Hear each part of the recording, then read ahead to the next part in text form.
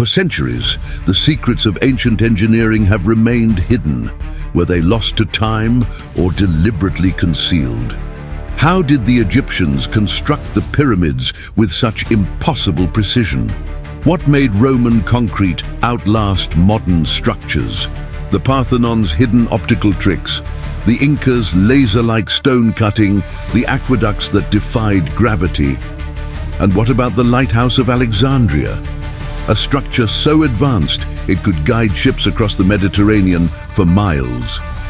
Were these merely feats of ingenuity or evidence of lost knowledge?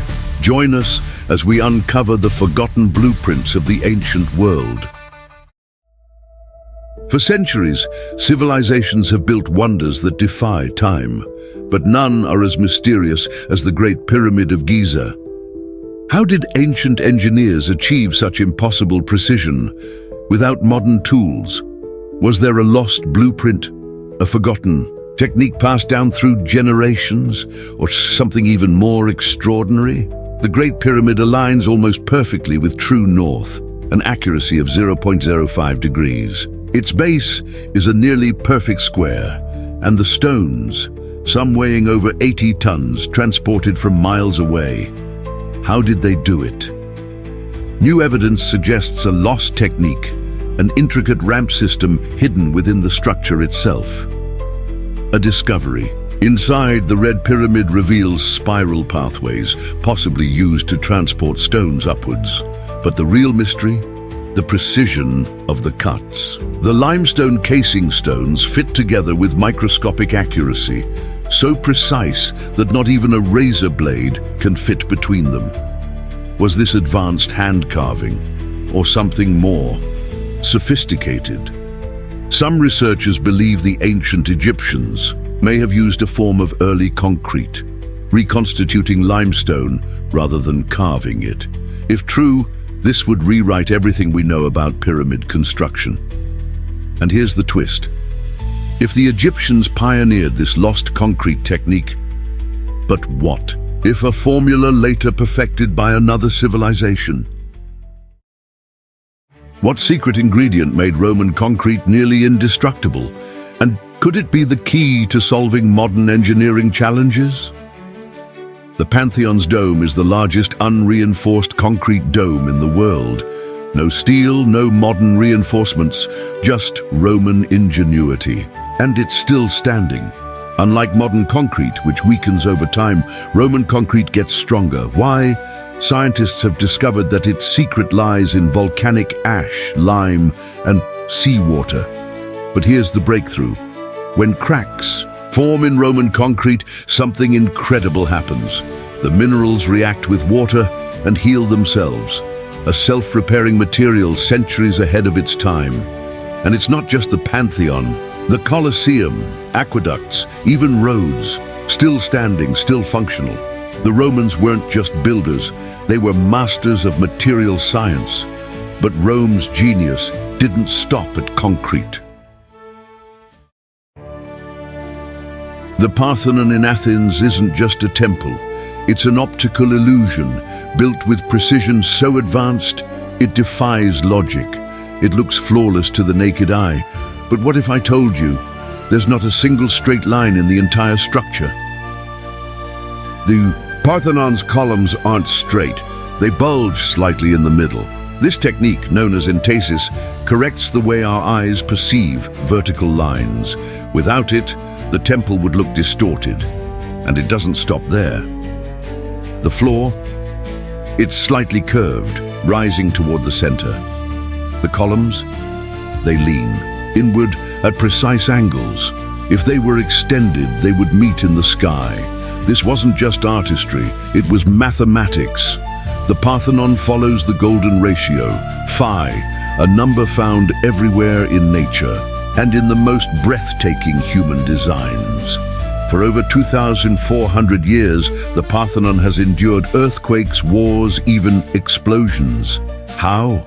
Its design distributes weight so efficiently, it absorbs shocks without collapsing.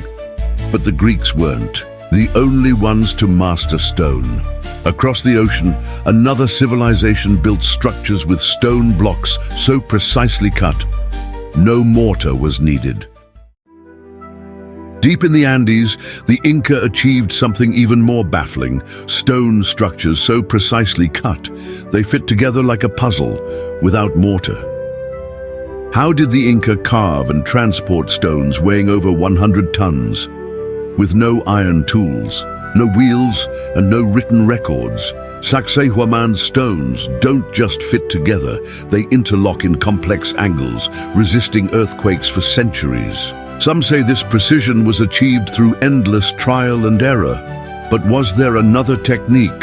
Machu Picchu, hidden high in the Andes, is another mystery.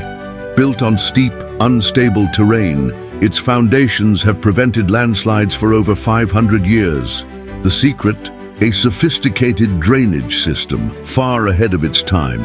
But here's the real question: how were these stones cut with such precision? Some believe the Inca used simple stone tools.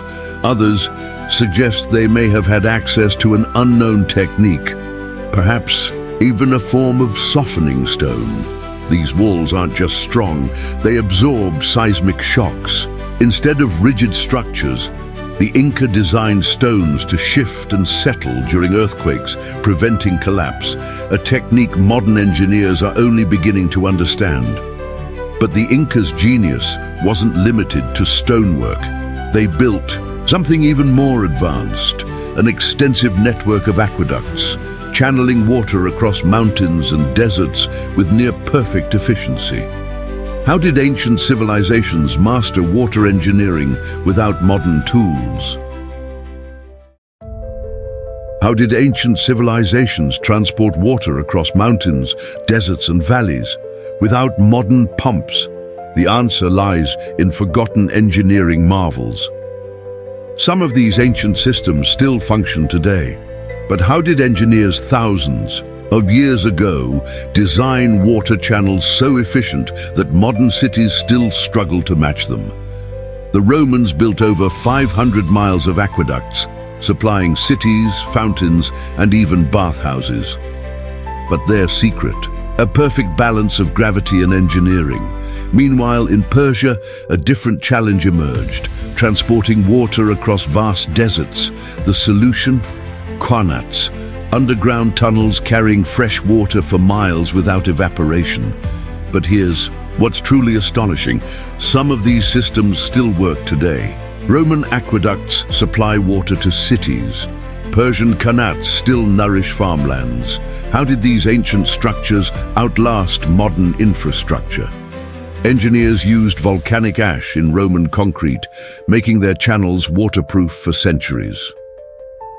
The Persians built qanats deep underground to minimize evaporation. Every drop of water was calculated. But the Romans didn't just master water. For ancient sailors, water was not a source of life, it was a force of chaos. And at the edge of the known world, they built something extraordinary to guide them: the Lighthouse of Alexandria.